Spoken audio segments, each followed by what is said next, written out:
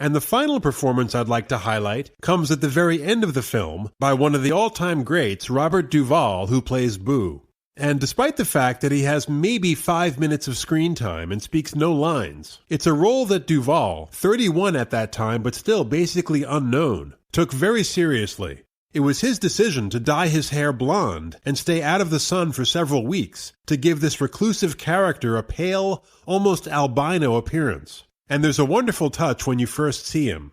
He's standing behind a door after having saved the 2 children from Bob Ewell, the orchestrator of the false rape charge.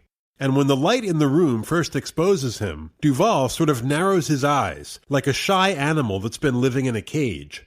And every frame of this wordless performance is perfect, and everyone knew it. Years later, Gregory Peck said, quote, "That's a lesson in screen acting, that Bob was able to convey so much in a glance, of shyness, of awkwardness, of some kind of deep affection for the child, being exposed to other people as a recluse. All these things he conveyed with the most subtle expression, and really it came from deep inside of Bob," unquote. And it's true. Duvall later said that when he approached the bed where the unconscious Jem was resting, and after receiving permission from Scout, reached out to touch the boy's hair, he got goose pimples. And he said that's when he knew he was on the right track with this role, that he could basically do no wrong at that point if he was having that kind of physical reaction.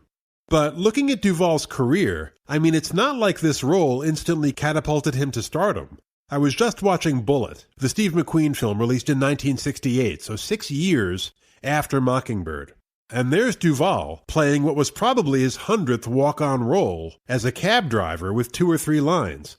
So really it took The Godfather, at which point he was past 40, to break down that wall and launch him into the big time. But better late than never. Actually, Robert Duvall, now 92, is the last surviving adult cast member of To Kill a Mockingbird.